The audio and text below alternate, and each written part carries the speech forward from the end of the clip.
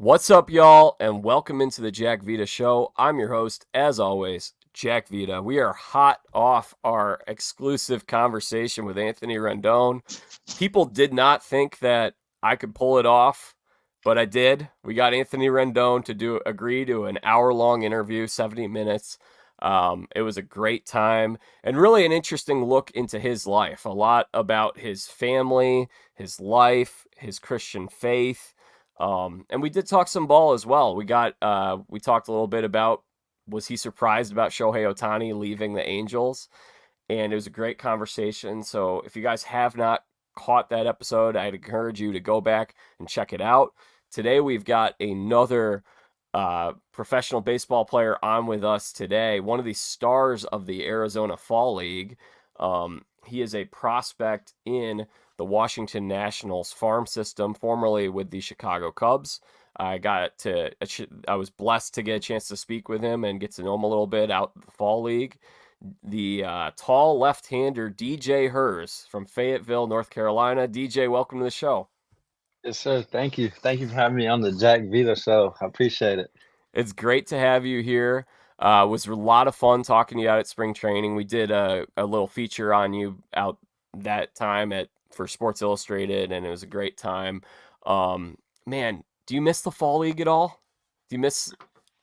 Uh, yeah, but I'm also so happy that I'm in my off season now. It was a super long season. Like I think I remember telling you, like I haven't been home since January because the Cubs love to do like their or their winter camps where they would just basically put us in apartments and we would be able to just go train at the facilities, and we were with all the other prospects. So it was kind of like we were building that team camaraderie, and it was just a very cool environment to go train in the off season. So I would always go do that, and so yeah, I haven't been home since January, and then it was a long season with all that, and then getting traded, and then going to the fall league, finding out 3 days before that I was going to go to the fall league. So I mean, it was a super long season, and the fall league was super fun. It was very relaxed. You're playing some really good competition. Like everybody knows how to go about their business, and it was just cool environment, cool competition, and it was good to just go out there and compete and show your skills. And it was an awesome time, and I was just grateful to be a part of it. It was a lot of fun. It was the most fun that I've had as a journalist, and obviously, I'm in a similar spot like you, DJ. I'm early, just getting kind of my feet wet in this industry, but it was so much fun. I loved it because it was like every single day I was at the park. I'm Yeah, watching some of the guys take BP. I'm talking to some of you guys. I'm watching a lot of future stars that you'll be seeing in the big for leagues. sure. Some next year. I mean, Oh, yeah. some in a couple years, but and then it's like every single day, like I live in Chicago, and it's we just had a snowstorm last night. It's very snowy. So it was like every single day it's 75 degrees and sunny, and I can play golf during the day and then go over to the park. And yeah, it was an experience that I hope to replicate in the years to come. Oh, yeah. How's the golf game? Oh, you know what? I'm okay. I'm a little bit like there's a little bit of a Happy Gilmore there. Like I'm a strong driver. Okay. I'm not even like you've seen me. I'm probably 5'10", but I have Yeah. a pretty good weight transfer. So I bomb the ball pretty well and I hit it straight, but then the irons and the wedges, ooh, ugly. Just kinda lose it a little bit. Yeah. Putting's okay. How about you? Um, I know during COVID, like, I just started playing golf for the first time, so I was like, "Man, I hate being bad at stuff, like, or not feeling like I can, like, just do it at all." So I was like, over COVID, Imma get good at this thing. So I was hitting the driving range every day. I was watching YouTube videos, reading books. I was like, "Man, Imma get good at golf."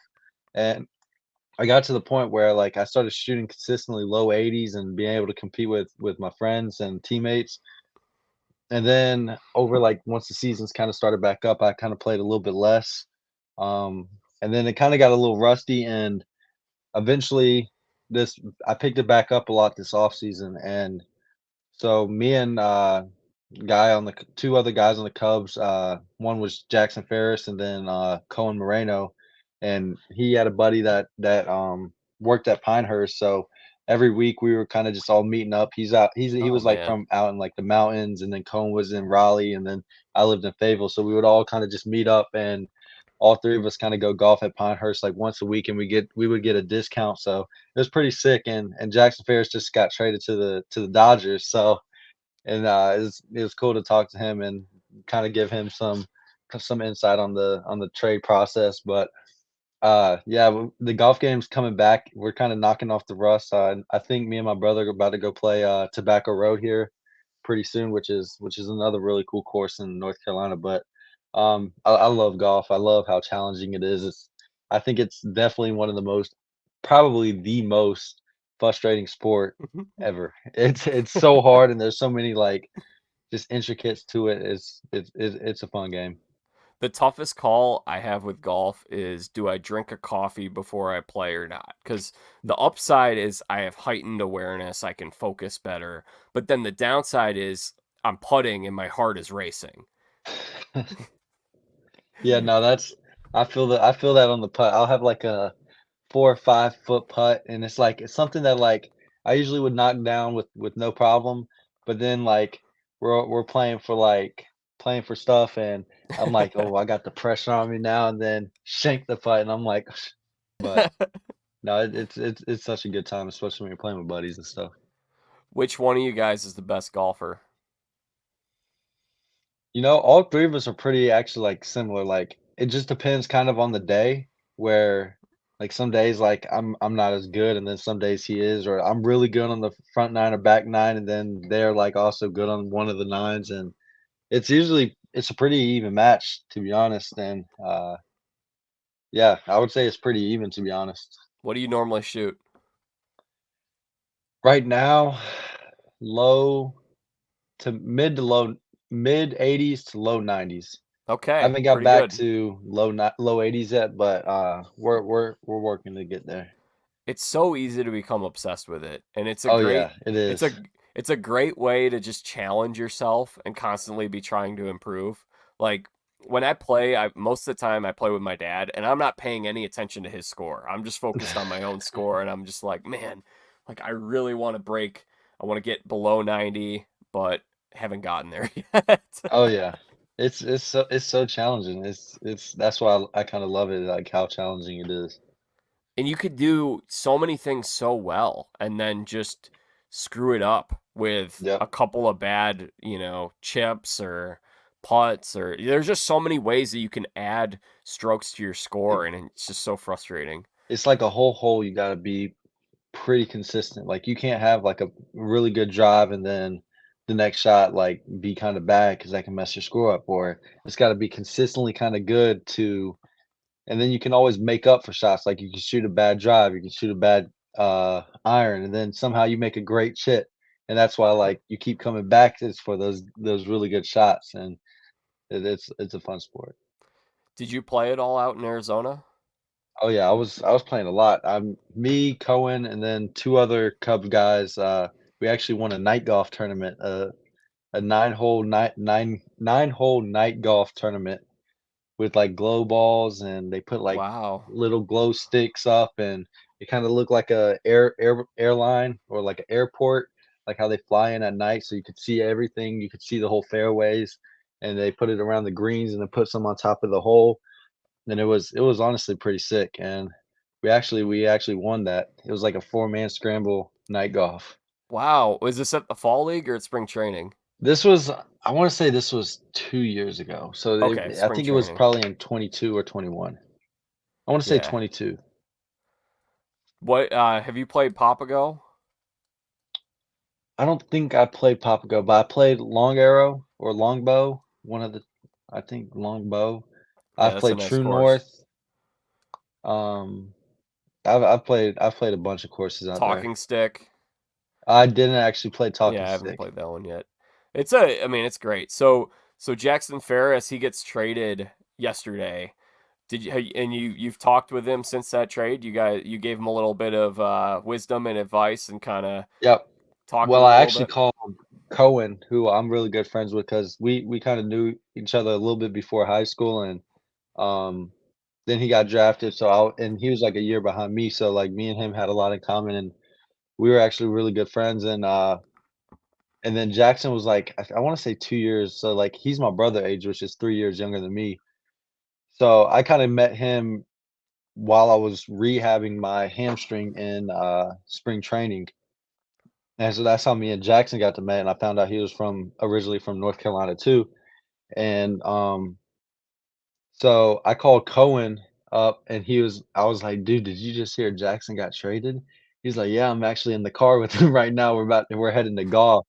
And I was like, Oh my "Dang, sick gosh. invite, man." He's like, "Man, we're out in Arizona now and stuff." I was like, "Oh, that makes sense." But yeah, and then I talked to Jackson for a little while, and just told him it's a good thing, man. They're showing that they see a lot of value in you, and they have a lot of worth in you, and you're getting traded for a really good prospect. Like, dude's a baller. Like, so I was just letting him know, like, it's a good thing that you're getting traded. It might be a little crazy right now, and you're gonna have to take a little time to adjust, but it's a really good thing.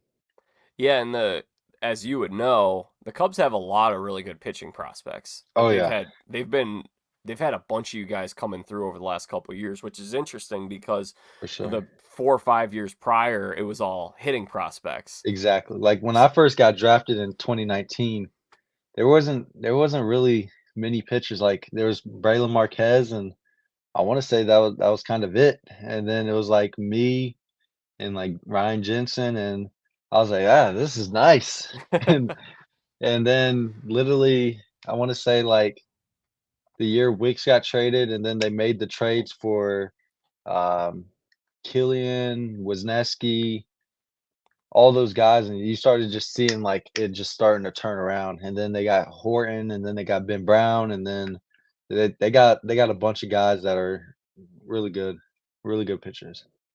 If I gave you a chance to buy stock in one of those guys and say, "All right, I think that guy is going to be the best major league pitcher," is there someone that just their stuff just jumps out at you and like, okay, that's the guy? I mean, I feel like I feel like just watching and seeing how he like goes about his stuff, Cade Horton is a beast. Like I once he gets like one more pitch and he gets to develop that one more pitch, because when you get up there and you get into the higher levels, like you're gonna need one more, because they'll know how to kind of sit on that one pitch, or they'll be able to take it or wait for that one pitch. But once he gets that one in his fastball, you tend to see guys that are really good pitchers. They know how to compete. They got the like bulldog mindset, and they have really good fastballs. That's like the big thing that makes like somebody jump is a really good fastball, and Cade's got a really good fastball. There's also a guy in Double A that I'm really good friends with. His name's Walker Powell, and I think he's a sleeper guy. That is, man. Mm. He's a little bit older. I think he's like 27. He was an undrafted guy, but pitchability, like I've I've never seen a guy like just know how to pitch like this dude named Walker Powell. He's awesome. And hitting wise, is there a hitter that impressed you the most in the Cubs system? Uh, yeah, I talk about it. He's like one of my best friends, and Owen Casey, man, that dude is unreal. I mean, how hard he hits the ball. He's got great eyes for the age he's at, and he's just got so much like presence at the plate, and you can like really see that he's like an advanced hitter for his age. And dude, he's only I think he just turned 21, so he's got so much room to get bigger, stronger, and just mature into his body. Like he's gonna be a problem. And he was like me and him would go fish every single off day in Tennessee. It was honestly really sick. We would go find this little river in Sevierville, and I mean we were there for hours on hours, like just fishing, and we were catching some big old fish, and it was a good time. I know you're a big fishing guy. Can you explain to those? I asked the similar question to Anthony Rendon the other day. I said, he's big into hunting. What's the appeal to hunting? Because I know a lot of people are maybe not as outdoorsy, or I think part of it is if you grow up, like I grew up in Chicago. There aren't too many people who fish or hunt or really even hike for that matter. But then like you got someone like Rendon who is from Houston, more people own guns. A lot of people he went to college with were into hunting. How did you get into fishing, and what do you enjoy most about it? Dude, I got into fishing, I want to say 2.5 years ago. So not even like I never enjoyed fishing. I never even thought like, oh, let's go fish. Like it was kind of a thing. I met a guy named Chris Clark. He was a USC guy. And we both got drafted in 2019. I want to say he was the fourth rounder and super big into fishing. And I remember, are you familiar with Sloan Park? Yep. You are. Yep. They built that new Sheraton hotel right beside it, and we would walk across to that little like parklet. They had a little pond that they restocked with like catfish and stuff like that. And me and Clark were just super bored like this week, and we were like, dude, let's just go walk to Walmart. Let's get some fishing poles. Let's get some bait for some catfish, and let's just go sit. We can read a book or whatever it is, and we can just like just catch catfish. And it's a lot different from bass fishing because bass you're always reeling in, you're always trying to like work the pole, but with the catfish you just kind of drop it out there and you let it sit, and then you can kind of just chill. And once you see that tip of the fish pole moving, that's when you know he's on. So I caught my first catfish, and I was scared to touch it. Like, I was like, "Man, I'm not touching this slimy fish." Like, he's like, "Man, just grip it." And I was like, "Ah, all right, I'm gonna grip it." And so I just gripped it, and I got hooked ever since. And then I think he took me. I think we went bass fishing in Tennessee, and and then I met a guy named Jeremiah Estrada, and we would all kind of just start fishing together at this little golf pond. And then we even had some Dominicans come out with us and start fishing, and they were taking some of the fish home and cooking them. And I was like, y'all are crazy. But uh, ever since then, dude, I fell in love with fishing. Like my favorite spot was actually in Harrisburg. Like I love the town of Harrisburg when I got traded, and we had a place, an apartment that they put us in. It was 5 minutes from a little creek, like, actually a bigger creek that fed into the Susquehanna River, I want to say, which is a huge river in Pennsylvania. And these little creeks, you could just walk in, and me and my girlfriend would go fish it, and I was literally there pretty much every day, sometimes in the morning. Oh man, it sounds like you had a great time. I think it seems like you enjoy kind of the peacefulness. It's a chance for For you sure. to unwind a little bit and relax. Exactly, and, like, you don't know what you're gonna catch. Like, sometimes it could be small, sometimes it could be big, and, like, I even get hype over, like, the little fish or the big fish, and because like, I'm new to the area, so I'm like, "I don't know what's in here." I wanna figure out what's in here. I wanna see how big something is, or I just wanna catch something. I wanna find the honey hole, and it's just cool to, like, adventure out and kinda, like, figure out that spot. And, yeah, like you said, just kinda be at peace. Like, I bring a little speaker, and I just kinda listen to music, and it's just really nice to kinda, like, unwind. You don't gotta be on your phone, and you're kinda just in the moment and then present, and it's awesome. Yeah, it's not really my preferred hobby. I feel like for me it's golf in that regard, Oh, but I yeah, can see the appeal of it for sure. for sure. Yeah, I don't know if I have enough patience. And like I Oh, don't like yeah, it definitely does. But once you get that first one, you're hooked. Do you typically catch and release or do you cook it? Oh, I've never brought one home with me. I usually just catch and release, and I just take a quick little picture, and that's pretty much it. Have you wanted to try deep sea fishing? Oh, yeah, I know when I get down to Florida, I got some buddies, and we're all gonna kinda get on a little pontoon, or not a pontoon, but, like, one of those boats that take you deep out there, and it's gonna be a good time. Excited for a new spring training location? Get to do the Grapefruit League this time around? Yep, it's gonna be interesting. I love the weather of Arizona. My girlfriend's out there, but yeah, no, Arizona was awesome. I think it might honestly be my favorite state that I've ever been to, just because it's so much different from North Carolina that I Arizona's an awesome place, and but now I'm closer to home, which is really nice. I'm used to this Florida weather, so it'll be cool to be kind of closer to home and over in Florida. Yeah, the biggest difference, as I'm sure everyone has told you, is the proximity from camp to camp in Florida versus Arizona. Arizona, it's like you could go to any camp Oh within an yeah, hour, and now it's like you might have a day where, like, I was just thinking about this. I'm like, man, I really like to see DJ and maybe play some golf with him or something this spring training, but I'm going to be on the west side of Florida, yeah, and like I don't think like we're probably going to be like 4 or 5 hours apart from each yeah. It's other. like at So least 3.5, 4 hours.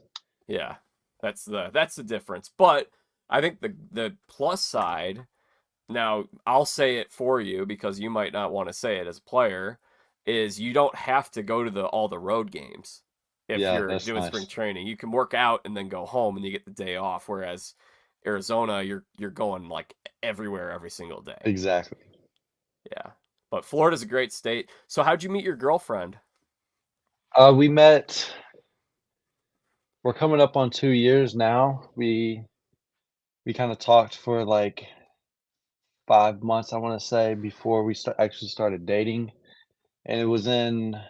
mm, I want to say at the end of 21, I finished my season and I went down back for the camp of in Arizona to go work out and do my stuff there. And that's when we kind of met. Like I met her on Instagram and I kind of shot my shot in the DMs Bad boy. and then we went for our first date to some steakhouse and then kind of just went from there and then we hung out pretty much every other day, and then we asked her out the day after or the day before I was leaving to spring or leaving after spring training, so, uh, yeah, it was weird timing.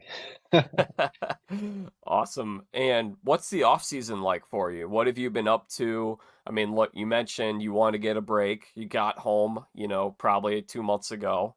You've gotten to be home for a little bit. Maybe you've traveled a little bit in this past couple of months. Had the holidays. Are you starting to ramp up and work out a little more as you get closer and closer to spring training? Oh, yeah, so I kinda just took 1 week and a half to myself, um hold up. Yeah, no worries if you got to get up or anything. Just No, I we can almost had to pause for a second. sneeze. I'm allergic to cats, and we have 2, 3 cats here, and sometimes one sleeps, like, above my, like, above my cabinet, so, like, my hairs or my room's infested with cat hair and just sitting up. But, so, yeah, the so I took off for, like, 2 weeks and then kinda just started back slowly throwing, like, 3 times a week very lightly. Um, Started hitting the weight room hard because, like fall league, it kinda took a little bit of that strength training type of period to, train, but, started going working out and yeah, it's been nonstop. Now I got my first bullpen in Tuesday. So next week, so in like 3 days, I got my first bullpen. I threw my first max long throw 2 days ago, and so yeah, it's starting to pick up quickly. And everybody keeps asking me when you leaving, and I just keep I'm like, February I know report date's February 14th, and I'm like, "Geez, that's literally 4 or like a month away," and I probably get down there a little bit early, so I got, like, 3.5 weeks, 3 weeks, and I'm, like, already back, and it's like it's crazy how it kinda came back this fast, but I couldn't say I'm ready to go. It's I love the season. I love just being around the teammates. I love having, like, something know that I'm doing something that day or going to a game, and I'm just ready for the season to start back up. But this is a great part of the season. DJ, is this the year? Oh yeah, I think it will be with everything that obviously the biggest thing is just staying healthy, getting through spring training. That's the first win of anything before you start your season is get through spring training healthy. That's the number one key for pretty much every player, and it's crazy to think, but getting through spring training healthy is one of the hardest thing for a lot of baseball players because It just depends if you really worked your butt off kind of in the off season to prepare yourself for that, and then just going about and being mindful of how hard you're throwing, the intent you're throwing, and, "Oh, this is gonna be my first big league camp. Do I wanna, like, gas it out and, like, show them that, like, I wanna do it from the very first day?" So it's kinda just being mindful that, like, just still take it slow, just treat it like it was like the minor leagues, like, you're gonna gradually work up to get 100%, so not just jumping straight into it because I wanna show, like, these big league coaches or managers or the GM and all that stuff that, like, I'm ready to go now, so it's kinda just gradually getting into it, so just being mindful of, like, the intent I'm throwing and just getting through spring training will be the biggest win for the first part. Yeah, it's an exciting time. Have you turned 23 yet, or are you still 22?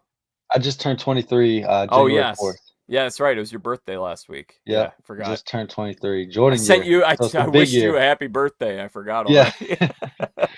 big year, Jordan year, so Jordan it's year. gonna be a great So, year. okay. And we mentioned we talked about this when I interviewed you for Sports Illustrated. Fayetteville, North Carolina. JP France used to live there. He just moved to Nashville. Yeah. You and JP get a chance to know each other a little bit?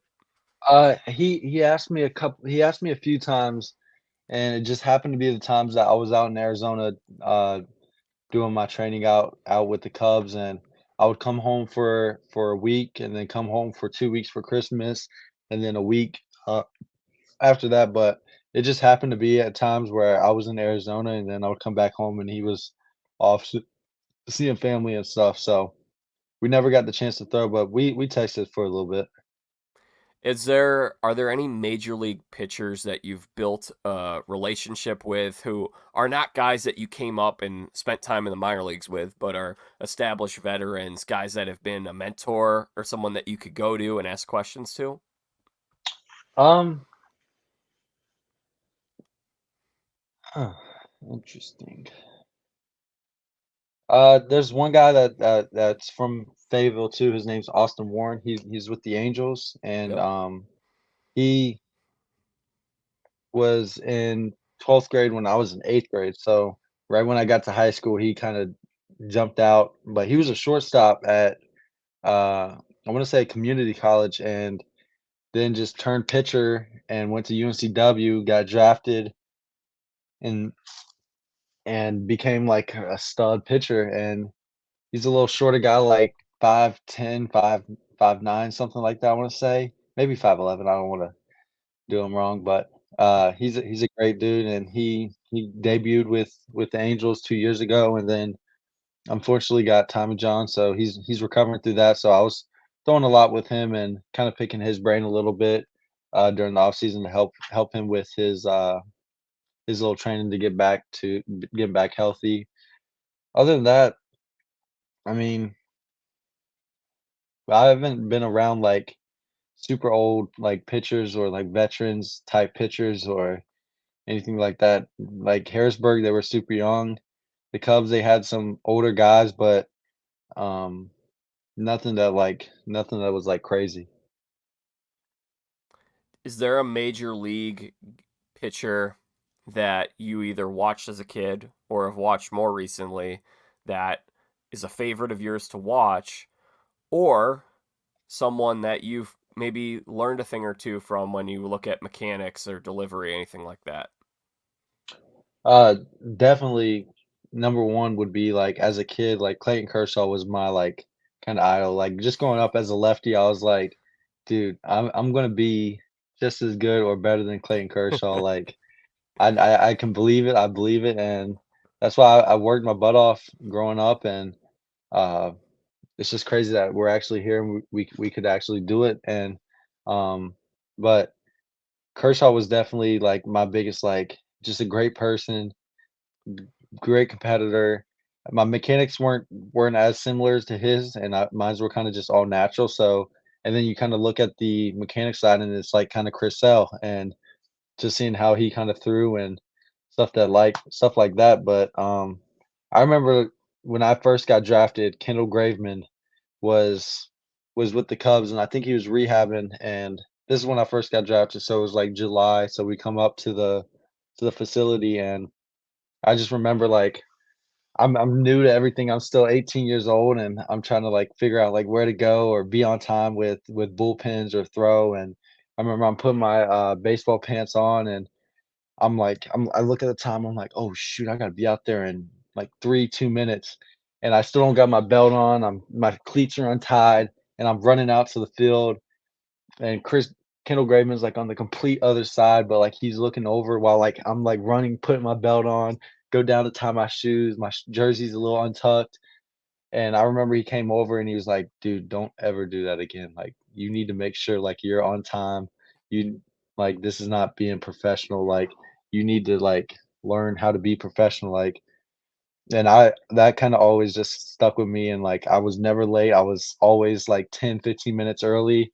I always made sure, like, I have everything ready to go, and I was super grateful for that, like, he was on my butt about it, and I was like I didn't take it as, like, "Oh, this dude's being mean," or he's being like a bad guy to me, or, like, he's just showing superiority to me.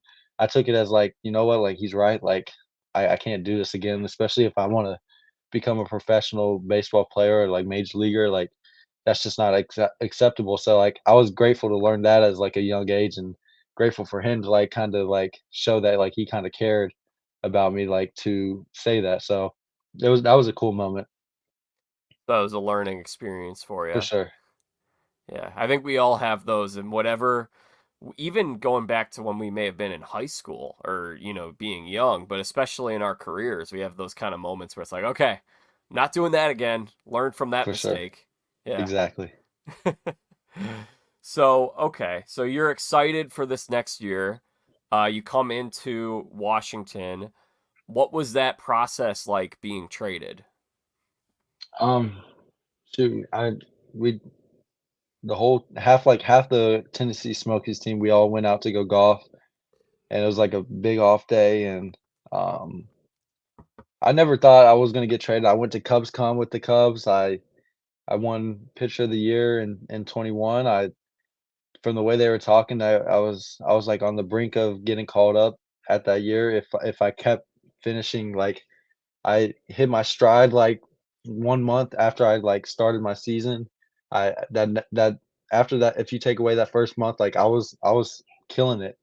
And so we were really honing down on some stuff, and I thought the Cubs, like, were, like, all in on me, so I was like I didn't even have any thoughts, and, like, I was hearing stuff about other people getting traded, so I was kinda just like, "Oh, I'm a Cub," like, I'm not worried about, like, that stuff, and, like, I was just so curious to hear who was gonna get traded from the Cubs, and I was like I was just never thinking it was gonna be me, so we went to go golf and I shot a pretty good round and come back and I take a nap and I'm, like, sleeping, and me and Owen are planning to go fish, like, 2 hours from now, and I get a call from Jared Banner and he, kinda and I looked at my girlfriend, I'm like, "Yes, we're going to AAA, like, finally, like, let's go. Now we can, like, really go show, like, our skills and, like, if we pitch really good there, Cubs are making a push, like, maybe it could happen."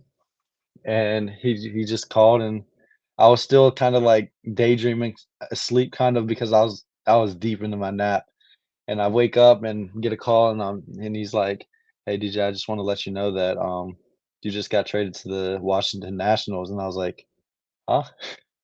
And I was like, "What'd you say?" And he's like, "You just got traded to the Nationals." I was like, "Oh, okay." And then, I mean, he basically kinda told me that and asked if I had any questions, and I told him, I mean, I just said, "Thank you for everything," and, uh, "Thank you for letting me know," and everything kinda changed from there, but and I knew I've heard about trades and how they're good for you, and, man, that trade was probably the best thing for my career, and, um it's awesome to be with the Nationals who are so young and they're trying to win now, so they're looking for guys, and I know I can show the Nationals what I'm about. Does it put a chip on your shoulder at all? Oh, yeah, for sure, and I think like I explained to my girl, I felt like I got broken up with, and, I remember, like, my 21, I got I was dating my ex-girlfriend, and we broke up, like, kinda a little bit before spring training, but I went on to win pitcher of the year that year, and I was just kind of like a little chip on the shoulder, like. And then I told my girl, I was like, "Oh, this is now that I got traded from the Cubs, I feel like I got broken up with. I'm about to go be a beast out there. Like I just know it." And I crushed it after being traded, and um, now it's just being able to repeat that and keep working on the stuff that I did to finish the season. So it's a good spot to be in. Is there one pitch that you feel most confident in that is like your go-to pitch? Definitely, the go-to pitch is it's crazy because everybody talks about my changeup and how good it is, but Yeah, it's if we're a being honest, it's my yeah. fastball. Like that's my go-to pitch. Like I throw it. I know starters usually throw like more around like 50% with the fastball, but I'm kind of more like 65, higher 60s with the fastball. So I'm always using the fastball, and I know I can work. I know how I have a really deceptive fastball, so I can really use my off speeds to make the fastball look even better or make my off speeds look better. And I can kind of get a read of how the at bat's going with just the first pitch, and that's why I always call my pitches, and I like to have the control in my favor. So I like, and I feel like I'm kind of a little unpredictable when I'm on the mound. So that's how I like to pitch. So I always go through the fastball pretty much. So, one thing I think is interesting is a lot of people who are fans might not know a whole lot about what the minor league lifestyle is like. It's definitely not as glamorous as the major league lifestyle. Is there anything about being a minor league baseball player that surprised you where you're like, "Oh wow, interesting. I didn't realize that we would be doing this." Um, it's I didn't know how much of a kind of a I knew minor league was a grind, but I didn't understand like 6 days a week of 6 games a week is crazy, and how like just mentally tiring you can get towards the end of the season.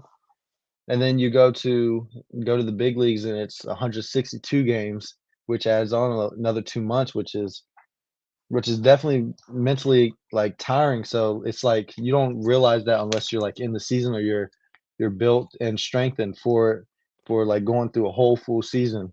And also kind of like the minor league food is tough, especially it depends where like what location you're in. Like so say you're in a nicer city, you'll get better food, but if you're in a no-name city like how we were in Knoxville, Tennessee, or not Knoxville, but Kodak, Tennessee, it was challenging because if you wanted any type of food, like good food, like it was 20 minutes away. And the only thing that was close to the ballpark, because Kodak is one street, and anything close was Taco Bell, McDonald's, Cracker Barrel, um, gas station, Subway, and that was pretty much it. And so it was tough to cater for not just like a couple guys, but literally a whole team of 30 plus, and then you got the coaches and everybody's trying to eat, and it's just challenging to like kind of maintain weight or and just gain weight in general because you're like eating the same foods, and then sometimes it's not the best quality,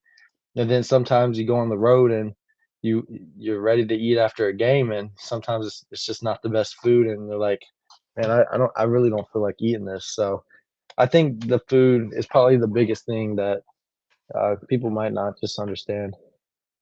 Any ballparks other than ballparks within your organization. So excluding Cubs, excluding Nationals, but minor league ballparks that have jumped out as being unique or really cool ballparks to pitch in that you think maybe fans would enjoy to check out, Hmm. Um, or maybe a place that you just had a unique experience at. You're like, wow, that was different from some of the other places I played at.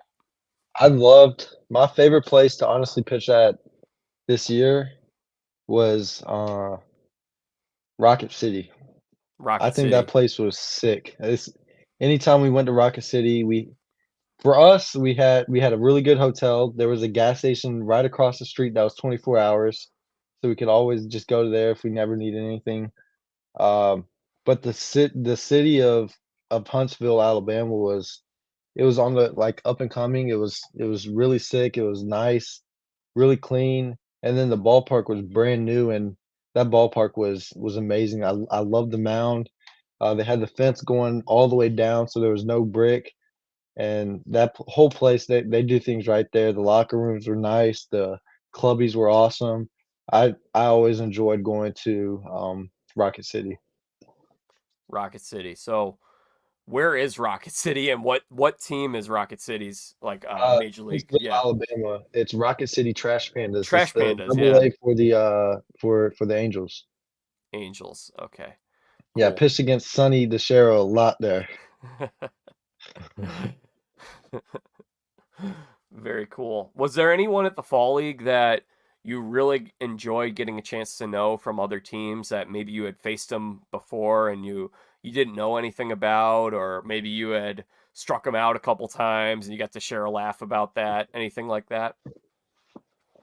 Struck a lot of my teammates out in the fall league. No, I'm just kidding. But uh I thought there was like I want to say there was three that really stuck out to me that were like I said, Sonny DeShero, he was an awesome dude. I enjoyed being a teammate of his, and playing against him all the time in double A was kinda it was finally nice to be teammates with him, so I didn't have to face him no more. And then, a stud I've met in the fall league that when I got traded to Harrisburg, he was just I could already tell this dude was, like, legit, and it was Oliver Dunn, and he's Yeah. he's a dude that is unbelievable, and I was like, "Man, the Nats need to get you, man. Somehow the Nats need to get you," and then he got traded to the Brewers, and, that dude, he's all about baseball. He plays it the right way. He does everything right about baseball, and he works his butt off. He's super hard worker, and like I said, and he's a real legit dude. And then the other dude would be Takoa Roby, and he's also a great dude, knows about his business and works really hard. It was good to chat because we were pretty much the same age, and I think me and him were one of the two youngest guys there, especially pitchers wise, and pretty much the whole league. So it was cool and he just got traded, so we were able to relate on that and be able to talk about our experiences. So those three guys were awesome dudes that I got to meet. So you mentioned Oliver Dunn. That's a guy who's not a top 30 prospect according to MLB Pipeline. He was really him and Caleb Durbin, I think, were a couple of the breakout Mhm. stars of the fall league, where neither of these guys are top 30. They Yep. both put on a clinic offensively. Durbin stole a lot of bags. Both of them, I think, will be really, solid major league players. They'll Oh, get up. dude, Yeah, go. Oliver Dunn is a beast, man. I faced him when he was in Reading, and he was like the one. I think I pitched a Tuesday and a Sunday against him. I gave up like I want to say 3 hits in the whole weekend. And I think he got on base pretty much every single time that I faced him. I was like, "Who is this guy? This guy is good, man." And, he's a lefty too, which lefties don't handle my fastball as well as righties, so it's kinda tough for lefties to hit. And he was always on it, just always making contact. It just felt like a super hard at bat against him. And then I got to meet him in the fall league, and dude, I love watching that dude play. He was my favorite player to watch at the fall league, and I think he'll honestly be one of the best out of the whole fall league, to be honest. Be honest. Do you pay any attention to the top prospects list? Are you like, man, I really want to get in the top 100? Do you pay any attention to that? It's not like something like I'm super like, "Oh, I wanna do this." It's not a goal of mine. It's obviously nice if, like, it were to happen, it'd be, like, cool, like, "Oh, we made that. That's really awesome to, like, just say that I was a part of." But it's not like nothing like crazy like, "Oh, I wanna do this. Like, this is gonna be my goal. I'm gonna focus on this," because at the end of the day, it's just people's opinions of who that they think they're better, and everybody can have their own opinion. So I'm not gonna let it like go crazy about it or any of that type of stuff. So I'm just kind of focused on getting to the big leagues, and then once I get there, I can show everybody what I'm about, and then they nobody can say or nobody can say whatever they want to say about me because once I get there, I know I can turn some heads and kind of dominate. One thing I find interesting about minor league baseball, and obviously I've not played minor league baseball. I do not claim to be someone who is an amazing baseball player or anything like that. But one thing from my kind of outsider perspective that's always been interesting to me is it seems a little different from like playing on a high school team. Or high school team, you're all trying to win this state championship. And obviously in minor league baseball, you guys are all trying to win. You're trying Hmm. to I'm not saying that you are not, but obviously the goal there is to get to the big leagues. Is it a little awkward or strange at all? Is there a sense of like competition amongst each other while you're trying to compete for this goal of, yes, we want our team to do well, but I'd really like to edge out that guy to be the one that gets called up next. No, for sure. It happens way more than anybody thinks because like nobody's like obviously like for the organization and like just to show that we have a good farm system. It's cool to win and it's cool to win a championship of that league or whatever it is. But like for me, like these are like the guys that like I'm competing to get to the majors with. Like I want to I love being teammates, and I want like I'm always gonna be a good teammate and root my guys on, and but I know that I gotta work harder than you because we got the same exact goal, and like it's just about like who kind of wants it more. Like me and Jordan Wicks when we were with the Cubs, we kind of always kind of joked about it, like just being two lefties going through the system together. Like me and Jordan, we I got called up to South Bend in 21 from low A at me and him got caught up at the exact same time. He just got drafted and he was in rookie league just throwing getting ready to go. And he got bumped straight to high A South Bend and I got bumped up to high A South Bend at the exact same time. The next season we go back to South Bend. We pitched there. And then me and him both got called up to double A at the exact same time. Both got the phone call, went into the manager's office. They told us we are both going to double A. So it was really cool to go to the system, but it's also not just, like, competing, but, like, it makes you work harder, like, it kinda holds yourself accountable with that other teammate, like, "Hey, let's go do this together," like, I want it as just as much as you, so let's be the best we can be, and let's, like, push each other to be the best. So that's what, like, I think the cool thing about minor leagues is, like, when you got that other person that is going for the same goal, it pushes you to raise your game, elevate your game, and makes you want it more, makes you go harder. So it's just all about pushing each other, and it's cool to see when like the kind of end result or kind of to see how far you've come and just be thankful that you had someone to go through that with. DJ, you mentioned before we started recording, you just got another puppy.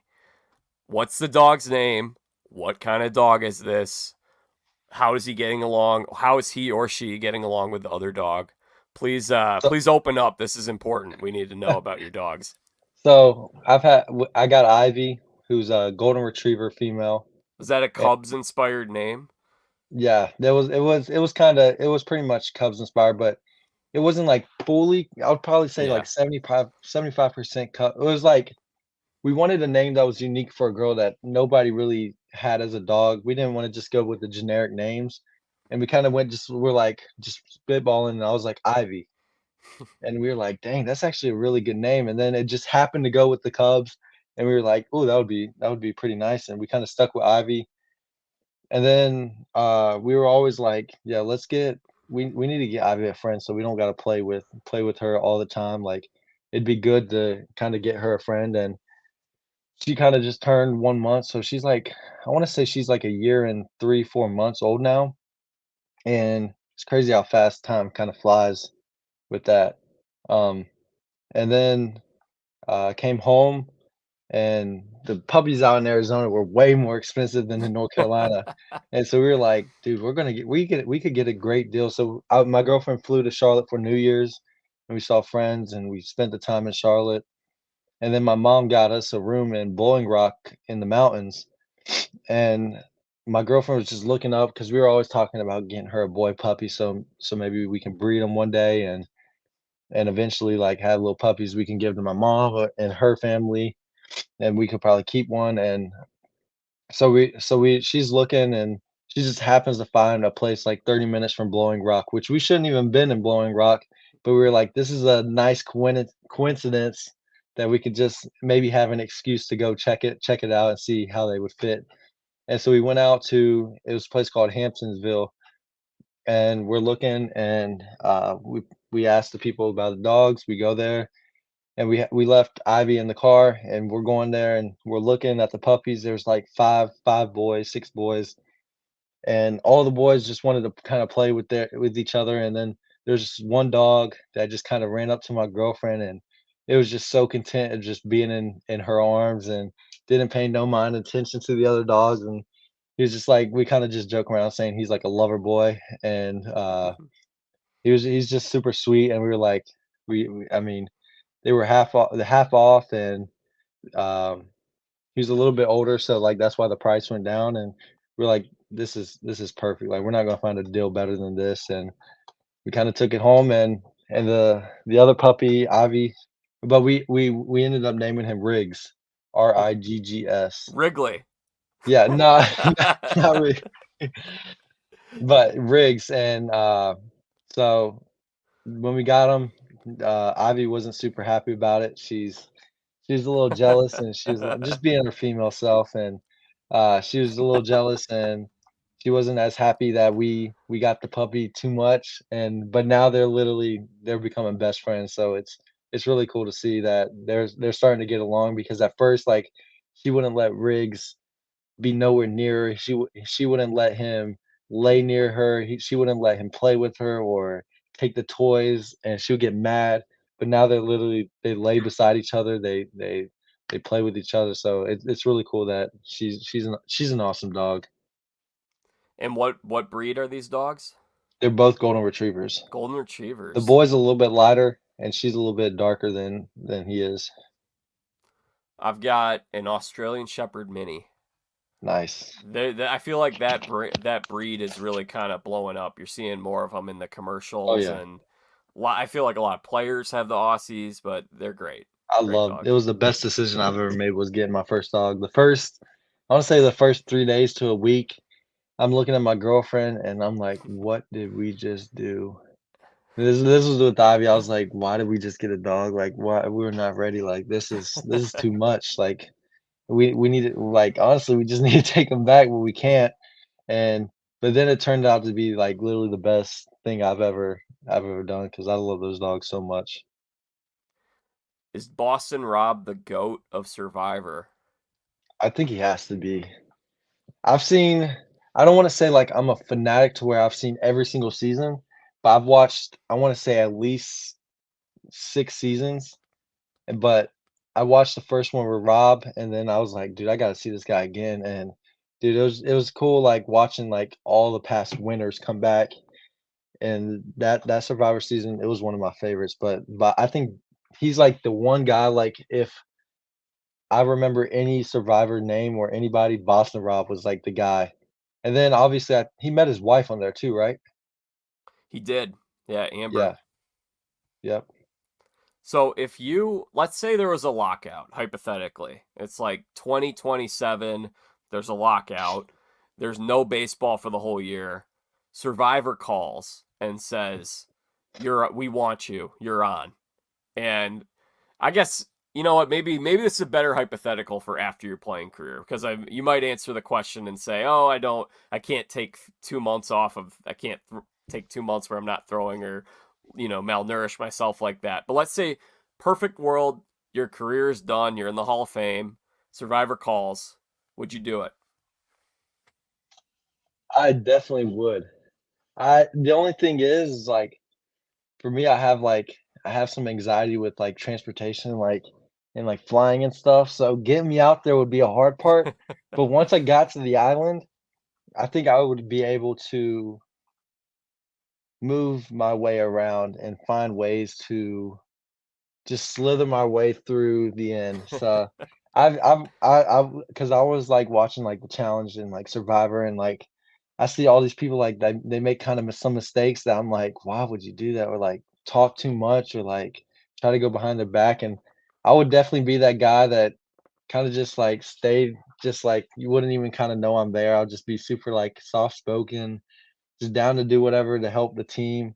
I wouldn't wanna, like, be too strong in the competition, so I would kinda, like, hide that like maybe I'm not the strongest guy, but in reality, once it got like down to it, like I could definitely show.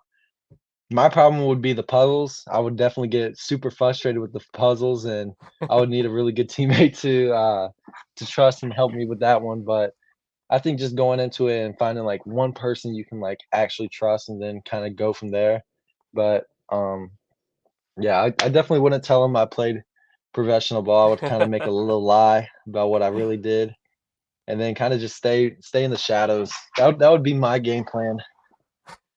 Say you're a fisherman. Tell him you're a What'd you say? fisherman. You would tell him you're a fisherman. That was Yeah, your yeah. exactly. And then you'd be talking about fish all the time, and that would Yeah, I be a would I would live definitely yeah. make sure to find like a way to make a fishing pole with like stick, wood, Yeah. and stuff like that. So I could find a way to fish without like an actual fishing pole. You could contact Dr. Sean from season one. I can give you his contact because he Yeah. did that. He did that on the first season. He made the Super Bowl 2000, so he Jeez. could show you how to do that. I gotta watch that one. um, would you do Amazing Race in the challenge as well? Yeah, the Amazing Race. My mom used to love watching that. I never really like watched like a full season of it. I kind of just like I would see like, oh, it's on and watch like here and there episodes, but I never like fully got into like the Amazing Race. Which player or teammate, if you had to run the Amazing Race, you got to pick somebody that you've played with. Who would you pick as your teammate? Huh. I'd probably go one name's popping up to me. I would either go Cohen Moreno because he was a track star, or I would go Chris Clark just with like how kind of intelligent and he knows so much like weird stuff that most people wouldn't, and he's like very smart about stuff. I'd probably go one of them.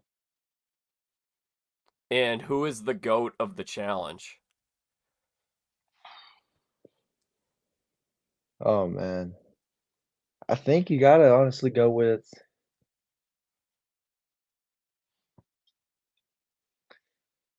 there's a debate between I feel like CT and Johnny Bananas, but I think I'd throw a third one in there. I think Jordan as well.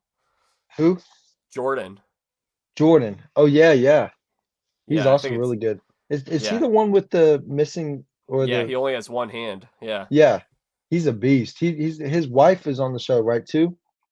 I don't believe they ended up getting married, but he did get Okay, so they engaged to would be, like, Tori, seeing and each then I other? think they split up. Yeah. Okay, gotcha, yeah, but I remember them too. I would to me, I love CT, and I think he's a beast, but if you go just based off kinda stats, I feel like Johnny Bananas is kind of the GOAT. Yeah, he's the MJ of Yeah, the challenge. I definitely think he is. he's the Tom Brady. I mean, he's got 7 rings. He won 7 times. Yep, and I think Wes is super good, but, like, I don't think his social game's good enough.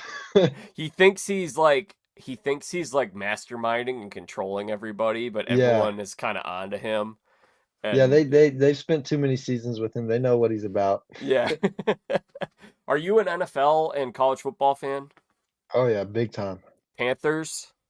Yeah, my dad and my mom, we've had season tickets to Panthers games since I was literally 2 to 3 years old. My dad would take me on his shoulders every game, and that's where I honestly think I fell, like, in love with sports was just going to those games, and we wouldn't miss a home game for anything. It was every single week for my whole lifetime, we were going up to the home games of Panther games. Do you believe in Bryce Young? Do you think this is just hey man, a lot of these guys have a tough rookie year. Team wasn't very good.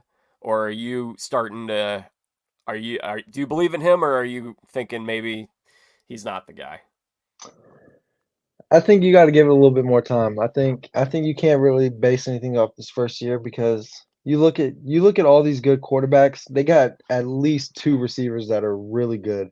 And like Tua, he's got Jalen Waddle and Tyreek Hill, and then you got Jalen Hurts that has AJ Brown and Devontae Smith. And then all these really good quarterbacks, they have at least 2 good receivers, or at least one main star.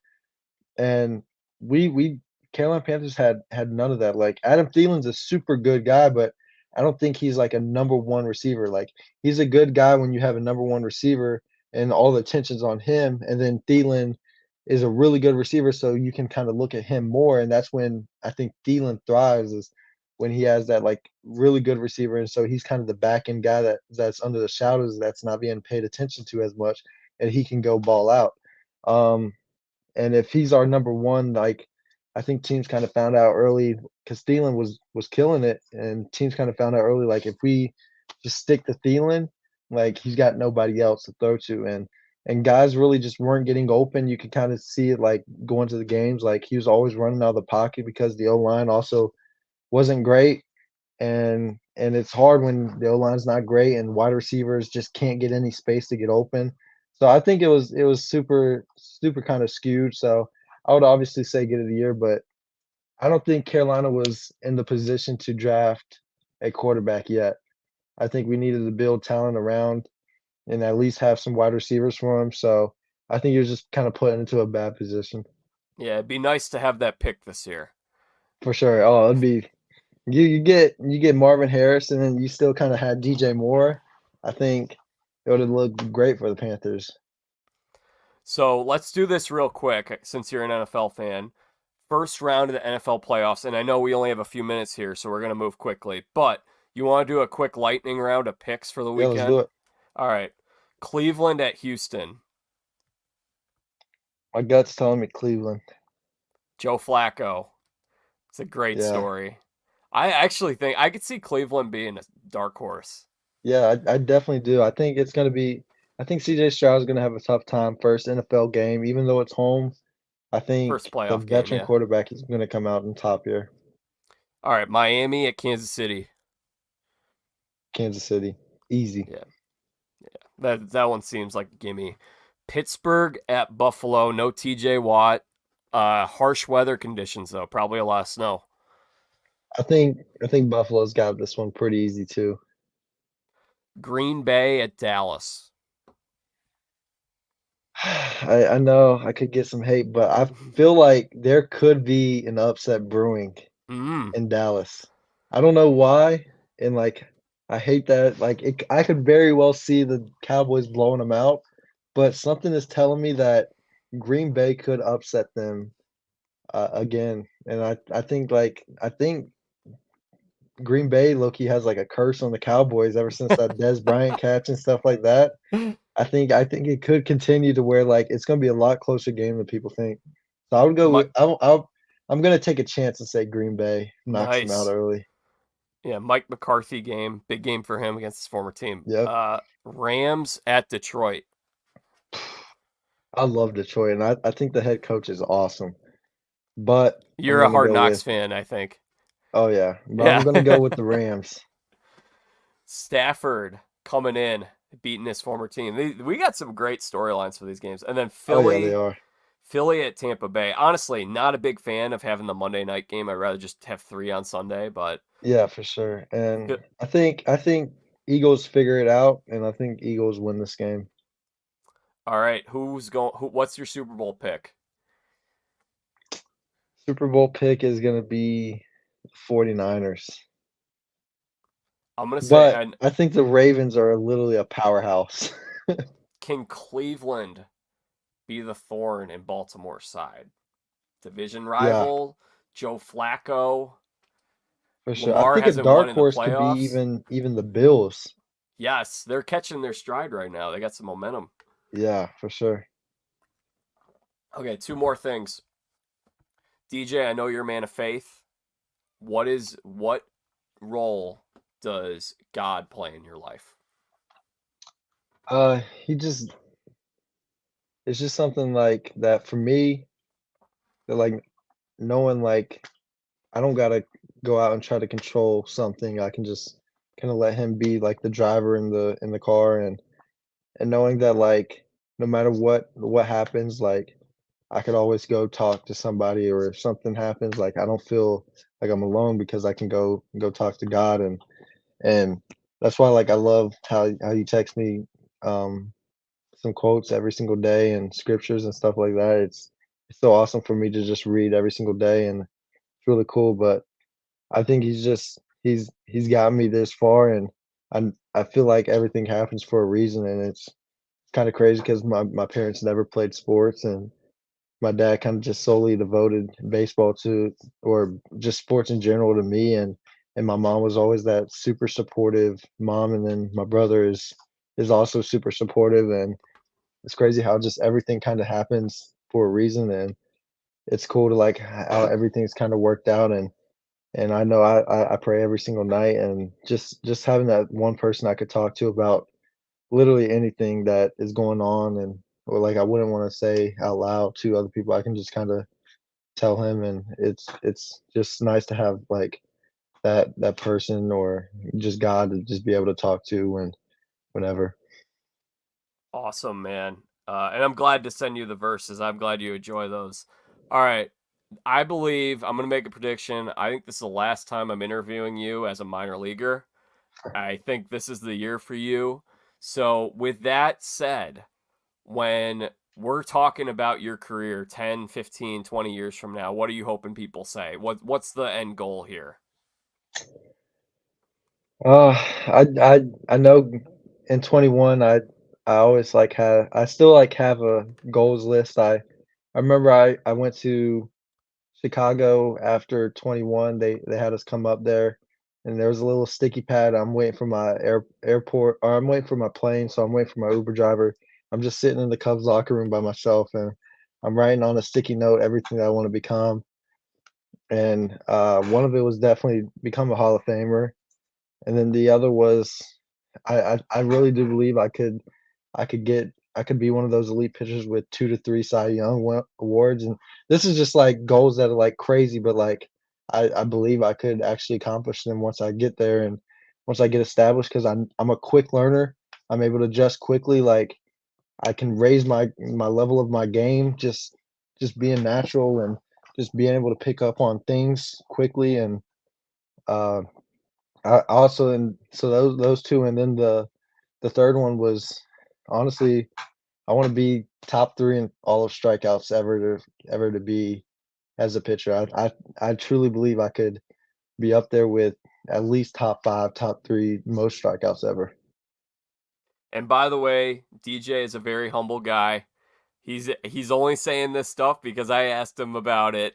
He's a humble guy. He's not, and but he's shooting high. He's got Yeah, that's I'm shooting super high, and it's something I truly believe in myself, and I work my butt off every single day, and these are just, like, dreams, like, I had as a kid that I was like, we could actually do this, like, if we actually believe and we put trust in, like you said, God, put trust in myself and just have a good support system around me, and I believe if you work as hard as you can to something that you can go out and reach it and grab it, and it might not be, like, everything you want, but say you reach one of those, and that's something that will forever, um, be grateful.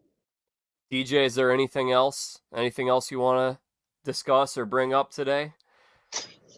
I think we talked about everything. We did. Well, hey, good luck to you, my man. God bless you. And oh, you know what? Give you if you want to throw out your Twitter or Instagram, you want people to check out anything or promote anything, you want people to follow you, go ahead and the floor is yours. My Instagram is DJ_Herz, and then, that's HERZ, and then, my Twitter is David John, which is my first name, David John Herz all together, and yeah, Well, thank you, DJ. And like I said, good luck to you. I firmly believe that a year from now we'll be doing this podcast talking about your first season in the big leagues. for sure, I'm looking forward to it. All right. Well, that concludes my time today with DJ Herz. Hope you guys enjoyed it. We will hopefully be having more interviews like this over the next month. I'm going to try to bang out as many of these interviews with prospects or major leaguers before spring training starts. I don't want to really be trying to get too many of these in the middle of the season. I think it's hard enough. I mean, to get guys to agree to do it in the middle of the season, they might not be able to relax and have fun the way that they can in the off season. Just kind of, have a good time. So that doesn't mean we won't have any in the middle of the season. It's entirely possible, but I'm going to be trying to get out a bunch of these. So if you're a prospect, by the way, if you're out at the Fall League or if you're a prospect and you'd like to get on this show, go ahead and shoot me a DM. It is at Jack Vita Show on Twitter, Instagram, and Facebook. Listeners, please give me a follow. You can follow, and I'll be posting about who I'll be having on the show in the future, so you guys can see what episodes I have coming out. But also, please subscribe to the Jack Vita Show. If you guys liked today's episode, if you are interested in going back and checking out other episodes, hit subscribe. You can do that here on YouTube, Spotify, Apple Podcasts, wherever it is that you get your podcasts. There's audio and video form. And then finally, as I mentioned, actually I didn't mention, but you heard DJ and I talk a little bit about reality TV. We will be doing a lot of coverage on this new season of The Traitors on Peacock. The Traitors is a new reality show. It's season 2, and the way that this show works, it's a murder mystery show with a bunch of reality TV alumni. So as we mentioned, Johnny Bananas, CT, Sandra from Survivor, Dan Giesling, Janelle from Big Brother, Trishelle also from The Challenge, Stephanie LaGrossa Kendrick, the Survivor icon, 3-time Survivor contestant. She competed on the last season of The Traitors. Stephanie and I are going to have a regular Traitors podcast running, and they'll be in this feed for the Jack Vita Show. And I understand not everybody is a reality TV fan who checks this out. And I know some people are reality TV fans and not sports fans. That's fine. You can skip these episodes if they're not of interest to you. But if you're looking for a new show to watch, check out The Traitors and then listen to our coverage each week. We're going to be providing coverage and analysis and commentary. And it's going to be a lot of fun. Stephanie will give us a little bit of an insider, expert view of things, and we'll break it all down and have a lot of good laughs along the way. So once again, please subscribe to Jack Vita Show. And until our next episode, I'm Jack Vita. Bring in the dancing lobsters.